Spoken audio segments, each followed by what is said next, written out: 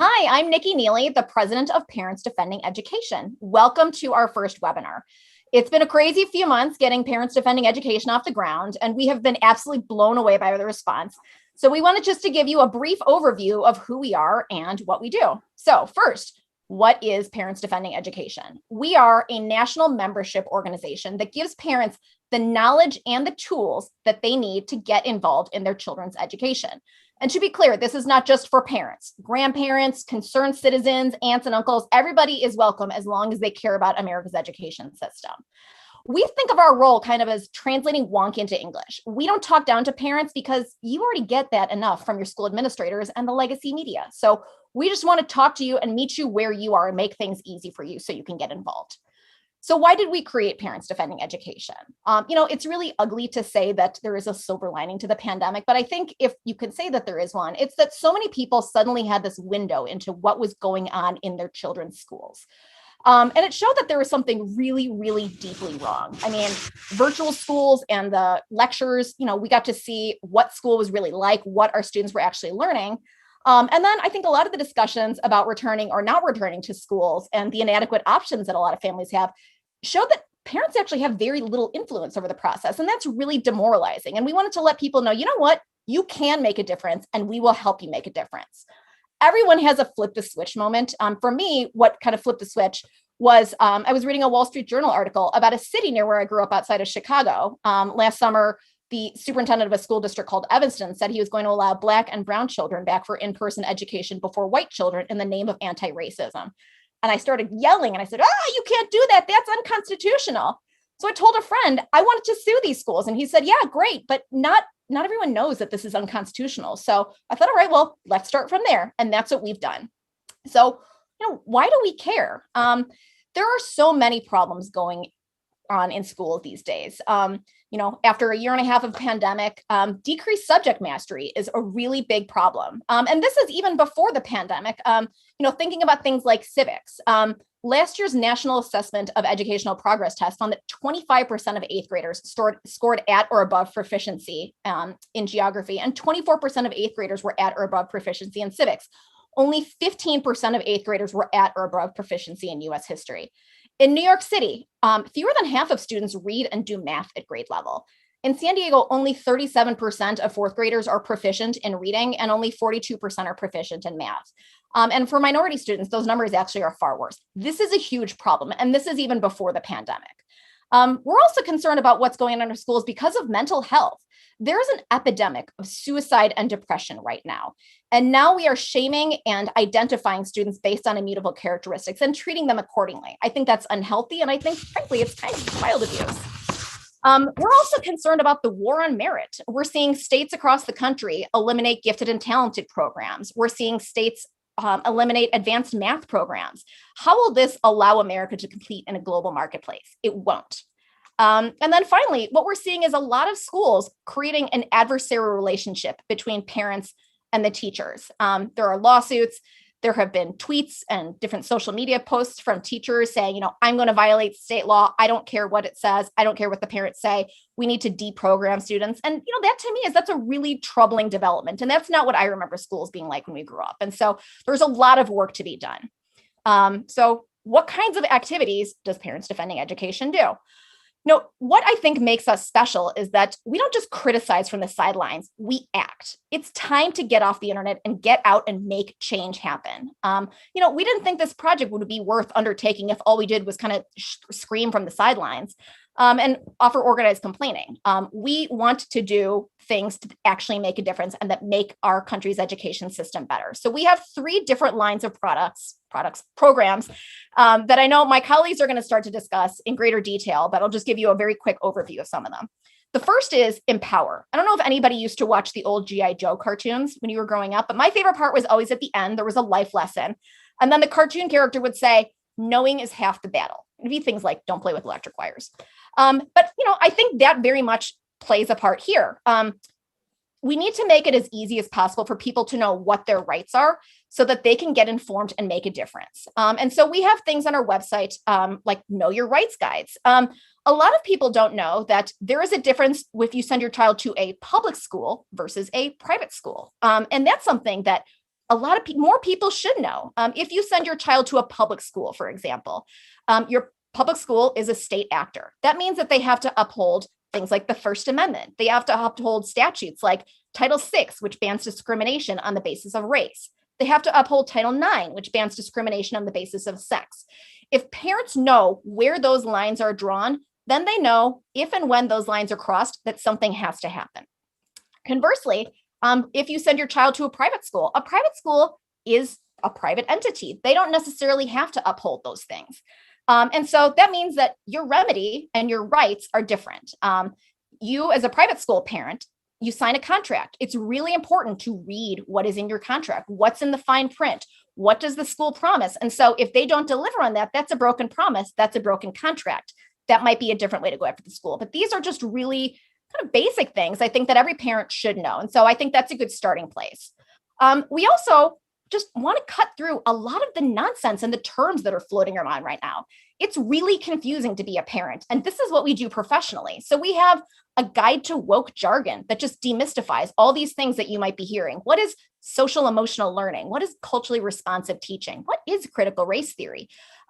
This is something that a lot of administrators do. They talk down to people and they use jargon to try and confuse you. I think that's uncool. So we want to cut through that. And also, we know the parents are really busy. You don't have time to read through, 60 pages of a new discourse on a Tuesday night after working a full day and then virtually schooling your child. So we have cultivated just a group of the best articles we think that are out there that can help you get smart fast. And also, what we have seen out there is curriculum alternatives. So if your school says, we want to teach the 1619 project, you're armed with a list that says, well, here's a bunch of historians that say this is not a great curriculum. Have you thought about these other programs? So you can go in and you can be a positive agent for change. Beside the empower part, we also expose, which I know Asra is about to talk about. And then we also give people tools to get engaged, to get off your computer and do something. We help parents do that. And then we also get involved as an organization. We filed a number of comments with the Office of Civil Rights with the Department of Education. We have gotten involved in the comment process as the federal government asks for comments from the public as they consider different regulations and rules. And we also take schools to court. We're involved in a lawsuit in New York, and we're constantly on the phone with parents to try and figure out what other lawsuits need to be filed. And so our big takeaway is that there's a lot of work to be done, but I know together we can make a difference. And with that, I'm going to turn over to my colleague, Asra. Wonderful. Thank you so much, Nikki. That was so inspiring. It was so powerful to be able to hear, our origin story. And we are 4 moms that are going to speak to you tonight. Many of us haven't yet cooked dinner for our families, and we're just trying to do the best that we can for America. My story is one in which this country was a gift to my family. I arrived in the United States as a 4-year-old. I came from India, and it was America's public school system that allowed me to learn English and to learn how to do what I do in life. At the age of 23, I went from being a kid who didn't know any English to a reporter for the Wall Street Journal. And now today, I'm so proud to be Vice President of Strategy and Investigations at Parents Defending Education. We've come together because this is a mission from the heart for all of us. We are parents who have seen exactly what you have seen in your schools. We have struggled trying to speak to school officials. We have tried so hard to investigate and understand what is going on in the classroom. And so we came together because we want to help you. We want to help you be the strongest that you can be. And so the area that I want to talk about is this area that we have as part of our mission called Expose. It's so important in the work that we do that we understand exactly what's happening in our schools. And so there's 3 points that I want to make about what's so important for us to do. And that is document, document, and document. Very simple. When we try to expose the truth, it is then that we can know and argue most persuasively about what is happening that is a threat then to the well-being of children, to the point Nikki said about the health and welfare of our students. When you have indoctrination in our schools that challenges the student's identity, that shames them, this is a real challenge to the child's own personal development. And so, as mothers, as parents, we know that what happens inside the schools is so critical to the well being of your child. And that's what really motivates me and motivates all of us. And so, in these ideas about documenting, there's some tricks that I've learned. I was a reporter for the Wall Street Journal for 15 years. And then after that, after I had my son, I started writing freelance and I started writing books and working on my own. And I understood very much in that capacity what it takes to just sort of be in the trenches of life and to just be working on your own. You don't have a big institution to support you. You don't have a big organization. It's just you. So one of the first things that you always need is your notebook. And of course, a pen, because you have to take notes on everything that happens. You have to take contemporaneous notes whenever you can. If you get on a phone call with a school official, write to them immediately about what was said. Take notes about exactly what they told you, because it's those quotes then that become the chronology of what it is that they're doing. You may not even understand at some point what you're being told, but just put it down. And along those lines, one of the important things that you've got to record is, of course, your phone. Oops, your phone. We have had so many instances now where people have used their phone, simply putting it up to the computer to document a webinar or a school board meeting. And so in Southern California, there was a parent who videotaped the meeting of the school board when the school board members thought they were offline. And they got on camera these school board members saying that parents just wanted kids to go back to school so that they could go back to doing drugs.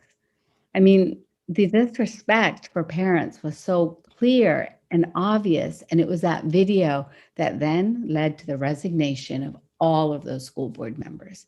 And that was just one parent at one moment in one school district putting a camera up to their computer. You can do that. When you have these meetings with these school board members and you see them, there's software out there like screen recording that allows you to record exactly what's happening. You have other programs like Relay Media Catcher that I use oftentimes to just download videos. I'm going to give you an example. We got a tip from Beaverton, Oregon. And what we heard was that there was a teacher who had told other teachers that they had to either evolve or dissolve. And our great colleague that you're going to hear from, Erica, in a minute, understood that that was pretty serious language for a teacher to hear.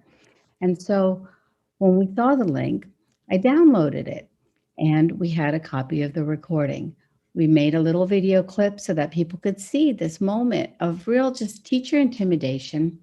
We called the school district and the school district said, oh, this teacher doesn't reflect the views of the school district. But they didn't reprimand the teacher or put any statement out, saying that this teacher had done wrong. Well, sure enough, under pressure and under the heat of this examination, they ended up putting that video in private mode on YouTube so that nobody could watch it anymore. But we had downloaded it and we put it up on our own YouTube channel.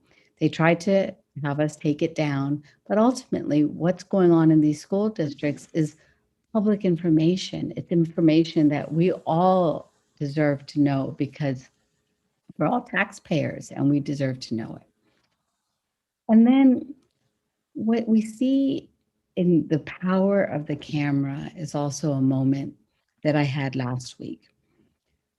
I just went to our school board meeting in Fairfax County, Virginia, outside Washington, D.C., just thinking it was going to become another school board meeting. I knew that there were some parents there that were going to protest critical race theory. And I saw them in front of this school, the Luther Jackson Middle School. And I went past them to a larger crowd because I didn't know it, but there was a counter protest. I didn't know who had organized it, but I stood there then with my back to the locked doors of the school, waiting to go inside for the school board meeting. And I started videotaping. And it was there, dear parents, that I saw a vice president of the PTA of Virginia say, "Let them die," about parents who disagree with her point of view on these issues of diversity, inclusion, admissions policies. And I just tweeted it out, from my own account. And it hit a nerve because I know for so many parents around the country, we feel like we might as well be dead to so many of these school board officials and educrats who are ignoring us and putting us on mute. And so in that moment, just because I was standing there videotaping, with not the best camera, not the best angle, but documenting it, as best as I could, this moment, now the world knows that this is a reality of our machine against us in so many states and so many counties. What we offer you, finally, is an opportunity to take everything that you document and put it on this amazing map that we've created that we call indoctrination. And on that map, you will see that you're not crazy. Incident after incident is being reported to us, coming into our system, and we're investigating for you. We have the ability to empower ourselves through public record requests, through FOIAs, these Freedom of Information Act requests. We have a right to information. And so as parents, we want to just tell you, finally, be unapologetic in your values. Have moral courage. Know that we have your backs. We are moms just like you. We are driving our kids to baseball practices, trying to figure out dinners, doing our work lives, and we're with you because ultimately this is a battle for America. This is a battle for the soul of our children, and the stakes are very high. The machine that we face is very well powered, but it is our moral courage and our North Star of solid values that will keep us clear and strong. And ultimately, I know that we will win for America. So thank you so much for joining us tonight. Erica Sanzi is going to talk to you now about all of the ways that you can engage with all this incredible information that you understand about your schools and your school district. Thank you.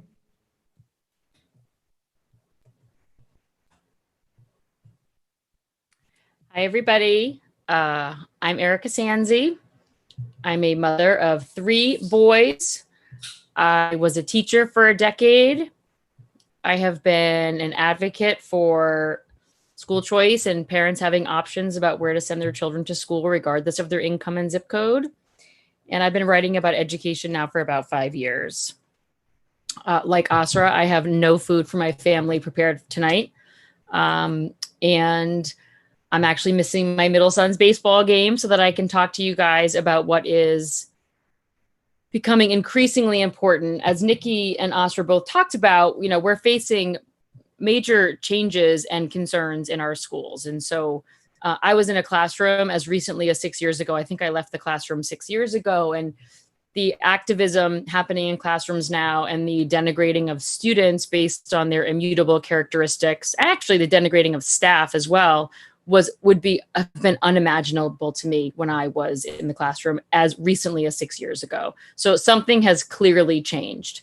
One of the reasons that I got into this work before becoming part of Parents Defending Education was because I had become keenly aware of how boys were being treated in schools. So when I first got involved in this, race was not the centerpiece of what students were being asked to discuss and talk about in schools as it is now.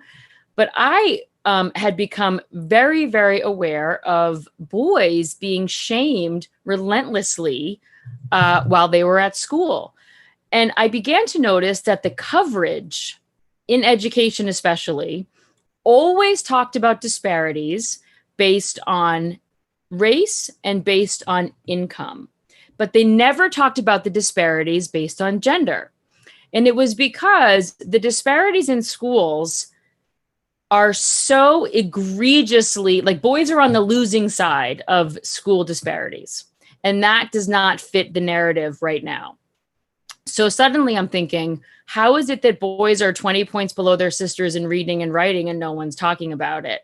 How is it that boys make up 68% of the special education population and no one's talking about it? How is it that they are suspended at much higher rates, dropping out at higher rates, not going on to college like their sisters are? And so I came into this having spent a while already writing about and talking about the shaming of students based on their immutable traits. Well, fast forward a little while, and now what we have is we have broadened the shaming and the denigration of students based, again, on their immutable traits. And that is something that all of us here tonight know to be morally repugnant, and in many cases, a violation of the civil rights of students. So my days are mostly spent communicating with parents from all over the country. And if you have been watching the news or reading legacy media, you are being told over and over again that the parents who are concerned about what's happening in their schools are all conservatives or right-wingers and all white. I am telling you that this is a myth. And the reason that I know it's a myth is because I spend my days talking to parents, and they are from all political stripes and all different races and religious ethnicities, which is to say, it is the only bipartisan phenomenon that I have seen in recent years. It's easy to label everybody who is against the activism happening in classrooms that is loosely called social justice, anti-racism, equity. It's easy to paint people that are concerned about what's happening in schools as right-wingers and bigots, and we all get called those things regularly because there's been a manipulation of language. So one of the things that I feel like we do on a daily basis is we help parents know that they're not crazy. When your gut is telling you that something is wrong in your child's school, you need to listen to that. It doesn't mean that every single thing that bothers you about their school or their classroom or their teacher, rises to the level of something that we're going to put up on our map or we're going to write up. But much of it does, because it's a pattern and it is pervasive. Now, some of the more extreme voices out there will try to tell you this is happening everywhere. It isn't everywhere. Because speaking personally, my sons right now are not in schools where this is a big problem, but it is in every state. We have been contacted by parents and or staff from every single state. So again, it's not everywhere, but it's very pervasive. And you need to look for, and you can always reach out to us because we can tell you if there's reason to be concerned or if that seems like kind of a one-off and it's maybe not that big of a deal. I read a piece today that was put out that I found sort of mind-boggling and terrible. And they talked about wanting to change the words diversity, equity, and inclusion to diversity, equity, and exclusion. And they were talking about the importance of excluding the voices of parents who are against their efforts in schools. And so one thing that I would like to say to all of you is that it requires courage to speak up, but we really need more people to speak up. And that is because we need to share the risk. This is not a small problem. This is a huge problem, and it's going to take a massive effort on all of our parts. not everybody can do everything. Maybe you can't speak out publicly, or maybe you don't feel comfortable doing certain things, but everybody can do something. So my ask of you is that you, as parents, that you be brave for your children and for other people's children, and that you do what it is that you can do, whether that is to be out on social media, blasting your school committee and your district officials, whether that is going to school committee meetings and, and being at that podium and asking really hard questions like, are you, superintendent and school committee, comfortable with the shaming of students based on their mutable traits? Okay, I only have 1 minute left, and I said I wasn't even going to fill the time. So the last thing that I would say is that it's diversity of viewpoint is key. And one of the things that we are talking about is we don't want dogma in our schools. We want diversity of viewpoint. We want our children to have to be able to study issues, decide where they land, and then defend their position. It is not hateful to disagree with your teacher or someone else in your classroom. And so again, what you are saying as parents or what your students are saying in the classroom, like, don't be bullied by people that tell you that what you're saying is hateful or bigoted. Stand up for what you believe and reach out to us, because we can help you as you navigate this, whether you're in the very beginning of this journey or whether you're sort of far along. But anyway, so thank you guys all very much. I'm out of time. And now I'm going to introduce my lovely colleague, Marissa, who is a parent advocate herself and also who leads our parent advocacy work. And she is going to tell you all about that. Thank you, Erica. So my name is Marissa Fallon, and I am the Director of Advocacy for Parents Defending Education.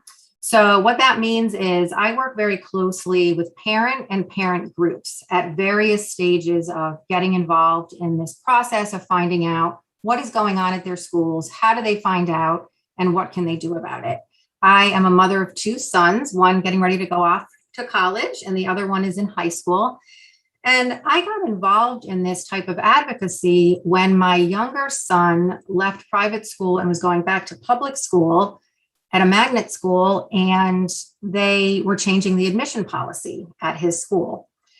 So that's when I first got involved, and I was very surprised at what was going on. And I was also very surprised at how difficult it was for parents to get information about the changes that were happening. I've been a researcher for 25 years, so I pride myself on my ability to get to the bottom of things and to get information.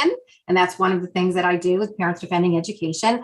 And even myself, with so much training and so much background, I had a hard time cutting through and finding out what was really going on, what was planned.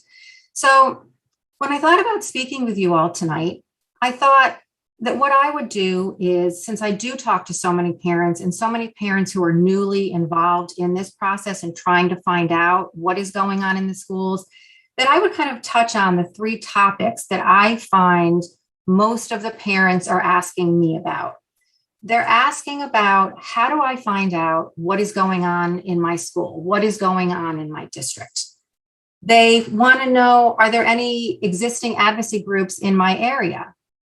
They want to know, how do I go about starting an advocacy group? How do I get parents together?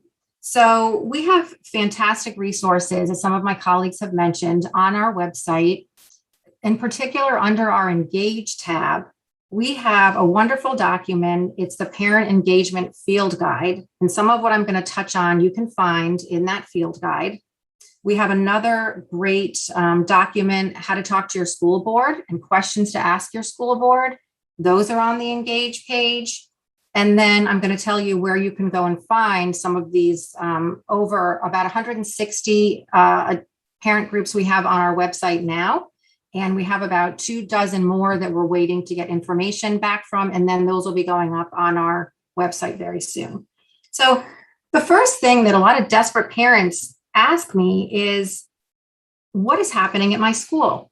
They're starting to get the feeling that there's something going on. They're starting to see things coming home that they're not comfortable with. They may be having some dinner time conversations with their children that they feel like is just not right. And as Erica mentioned, when you feel in your gut like something is wrong, that's usually a very good indicator that in fact something is wrong and you need to do a little investigating. So the first thing I would say coming out of this pandemic, hopefully a lot of kids will be back in school in the fall, is talk to your students, talk to your kids when they come home, ask them what's going on in their classroom. As Nikki mentioned, the pandemic was a wonderful opportunity for parents to see on Zoom or over the computer what is happening in their children's classrooms and to hear the instruction that was going on. It was alarming to a lot of parents. So don't let that information exchange end when the kids go back to school and they're not sitting in their bedroom or in your living room anymore doing their homework. So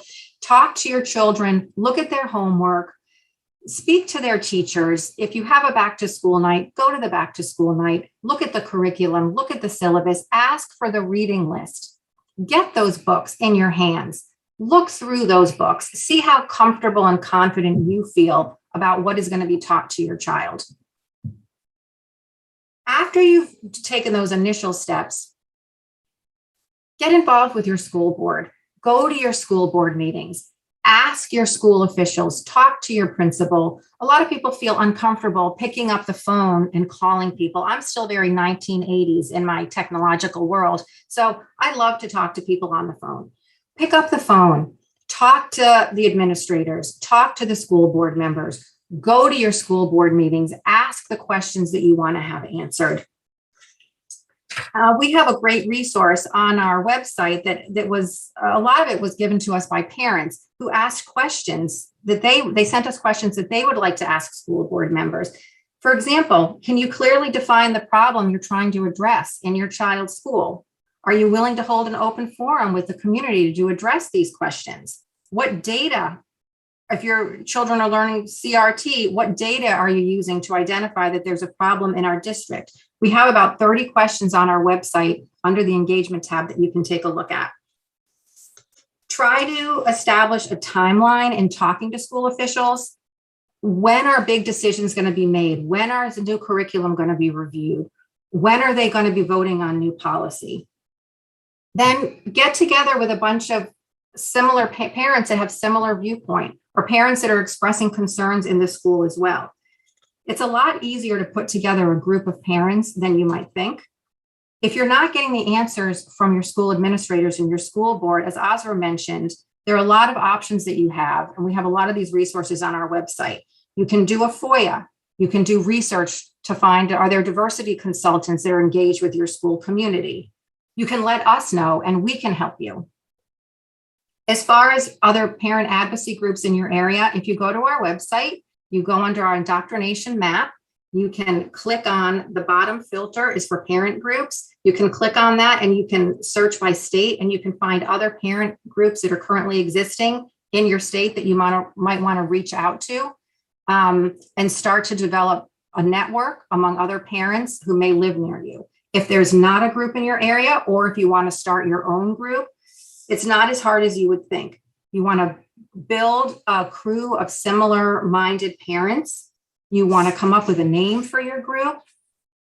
You want to get on social media with the name of your group. You're going to get together with your group. You're going to set up a basic leadership group within your organization. You might want to have a membership person. You might want to have a fundraising person, a PR person.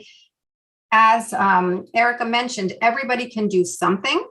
So there's a place for everyone in starting up a parent organization. We have a bunch of information on our website. Again, it's in that field guide on the engagement page where you can see step by step. I just kind of covered a couple of them, step by step, how you can start your own organization. And I would just say that in talking to different parents, seeing their faces on Zoom, hearing their voices on the phone, there's so much relief when I talk to parents and they hear that they're not alone, that they hear that we are here to support them in whatever way we can and share our resources with them, provide encouragement, and really develop a network. I can see and hear the relief from the parents knowing that there's a group behind them, and that really emboldens parents to get involved and to get active. And as Erica mentioned, we need all the help that we can get. So I appreciate all of you tuning in tonight. Thank you so much for listening to us. And we're ready to take some questions. All right. Well, I know that was a lot to digest, and we have received a ton of terrific questions from the audience. So I will start to feel them out. But please, I encourage everybody who's watching, go to our website. If we don't answer a question that you have, look at our resources. The website is defendinged.org. You can submit a tip to us there. You can contact us because we really are here to help you. All right. So the first question I'm going to throw out to Erica. I read in the news that people who oppose critical race theory are opposed to teaching history. What's the deal with that? So that is a lie. Now, are there perhaps some crazy people on the fringes who have really weird ideas? Probably. Welcome to like humanity.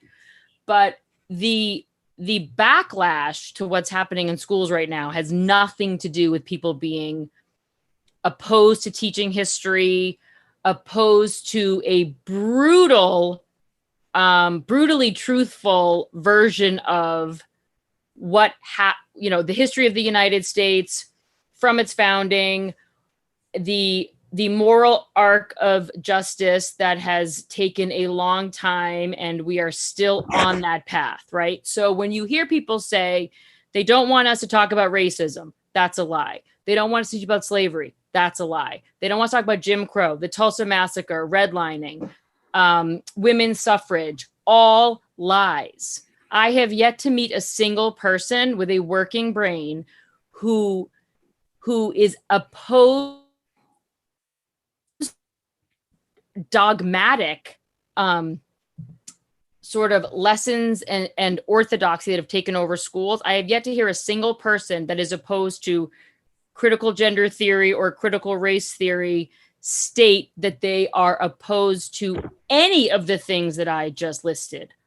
I worked in schools where we talked about those things and we read authors that were brutally honest. And so, yeah, I'm just going to say that that's a myth. And again, it's an easy thing to say because it's lazy and it disparages parents, but it is not true. And again, we just have to plow through and continue to say that it's not true, and then use evidence to show that it's not true. Yeah. I tell people we oppose discrimination. And I think everyone should oppose discrimination. All right. Next question. I don't like what's going on in my school, but I'm really scared about my name getting out there. What do I do? Marissa, what would you tell a parent that was scared of their name getting out there?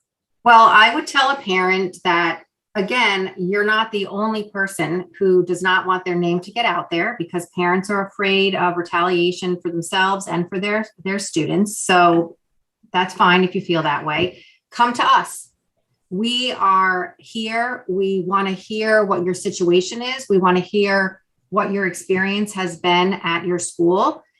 We will do additional research. We will do a FOIA if we need to. We will get involved and we can help you. So don't let the fact that you don't want your name to get out into the public domain, don't let that stop you. We get so many tips in our through our portal. We get so many tips, and many of those people do not want to be identified. And we do not treat a tip any differently if it's from someone who wants to be identified or somebody who wants to remain anonymous. So don't let that stop you. Come to us and let's see how we can help you. Great. So public records requests are something that we've all mentioned a little bit. What is a public records request? What is a FOIA? And what happens if a school denies your Freedom of Information Act request? Asra, could you speak to that? Absolutely. So a public records request is another word for it is a Freedom of Information Act request. That's the national law that governs these kind of requests. But what we have oftentimes are state laws. So what is amazing is that when you have a state government agency or a school district or a national agency, whatever it is, if it's government, you have a right to the information that is communicated within that agency's business. So if you can believe this, this includes emails. So every time your school district has a .edu email address, you have a right to the communications. Of course, when it's private and it's personal about a student or, personal matters, that's excluded. There are exclusions.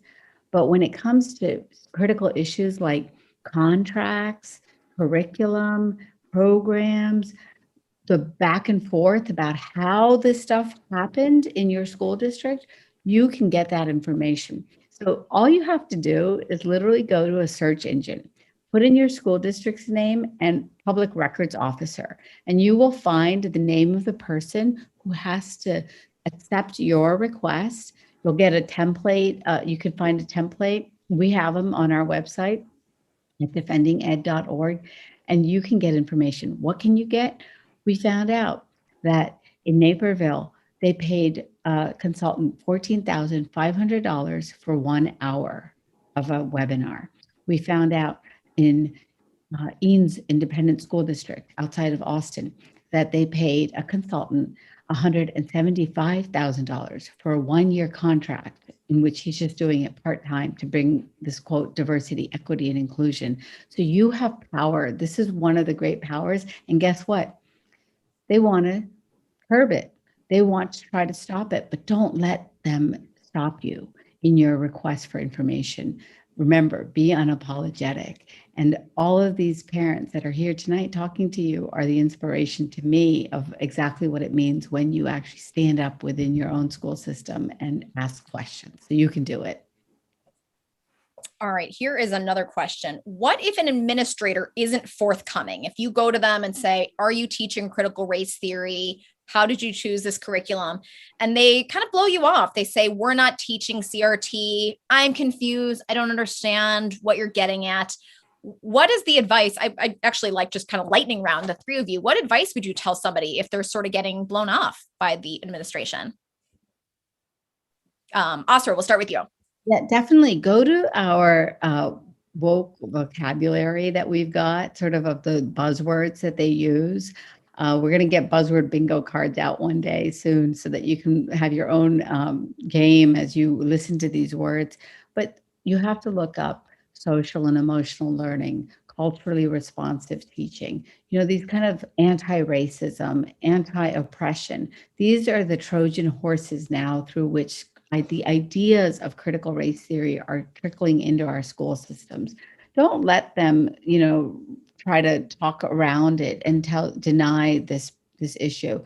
Critical race theory is an ideology that was, rooted in law schools, but it is now trickling into school systems through curriculum and programming, and they're putting new words on it. But when they tell you that it doesn't exist, just use your own common sense about whether or not the teachings are good and positive, because when you divide people by race or these immutable characteristics, as Erica pointed out, there is something intrinsically immoral about that. And so go with your gut and keep asking the questions. Erica, what would you tell someone who has been blown off by their school administration? Well, one of the things that I would say about this is that it is normal for parents to be a little bit clumsy in the way we ask questions because we're not, super knowledgeable about necessarily all of these topics, but we know that something's not right. And so it's easy for them to say, we're not teaching critical race theory because they'll say that's a third-year law school seminar. So when we talk about teaching critical race theory, we're not talking about teaching it as a theory. We're talking about ideas and practices that are infected by and with critical race theory. So if children are suddenly coming home and talking about how, well, I learned today that because I'm a boy, I'm an oppressor, but my sister, even, as a female in the year 2021 is a member of an oppressed class, that's a red flag. So as Asra said, it's not that the woke jargon, as we call it on our website, it isn't that it's always going to be wrong, right? Because somebody could say, true equity would mean actually caring about literacy and caring about the fact that 1 out of 10 Black boys in the 8th grade in California read on grade level, right? So that might be a definition of equity that we could potentially get behind. But equity right now is, again, like a word where we're talking about almost social engineering to be sure that we have equal outcomes. And so, again, you want to be listening for words, hearing about dominant culture. Suddenly your child feels that the fact that, you know, they're coming home and they're telling you that I learned today that even though I have a penis, that doesn't mean I'm a boy. That's what my teacher told me. And they told me that you and daddy actually assigned me, you know, being a boy, but really it's for me to choose. So again, because one thing I would also like to say about this is right now, everybody in the news is talking about critical race theory. And so just know critical theory is a hydra and it has a variety of heads. And one is critical race theory and one is, you know, gender theory. And so don't let them put you off.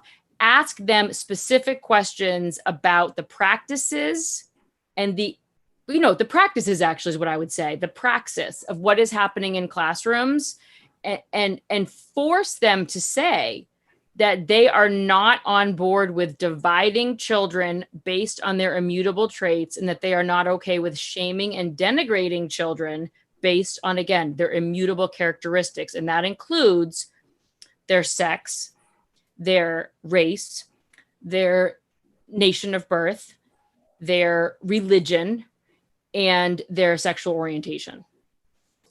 All right, great. And then Marissa, we'll kick it over to you. So what I would say is, as a researcher, I would dig into the research side. It's amazing what you can find when you type a school district and diversity or a school district and equity into Google.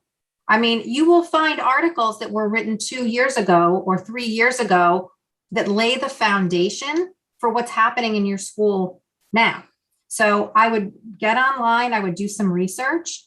I would talk to other parents. Other parents are an amazing resource. Talk to them about what you're thinking and what pushback you're getting and compare notes. That's such a good way to learn, just from exchanging information from other parents. I would look on some of the social media of some of the teachers and some players at the school, because sometimes they talk about what they're teaching in their classrooms. So I would look there. I would look at old school board meeting agendas, which are usually stored online for a considerable amount of time. And if you really dig into the fine print of those agendas, you can often find the DEI reports, or you can find where diversity and equity was discussed at different school board meetings. Sometimes you can find a video of the meeting if it's still being hosted on the website. So I would dig into the research side and see if I can find evidence myself that this ideology is something that, even if it's not called critical race theory, it's the same general ideology that the school is embracing and calling it something different, but you will probably find documentation somewhere. So I would start looking. All right, great. Well, thank you all for joining us. I know this has been a lot of information, but please know that we, the four of us, are here as a resource for all of you. So we're so grateful for you caring about this issue. And we look forward to working with you, partnering with you, highlighting the information that you uncover, publicizing it, and helping to improve what is going on in our schools today. So thank you so much for tuning in, and we hope you have a great night.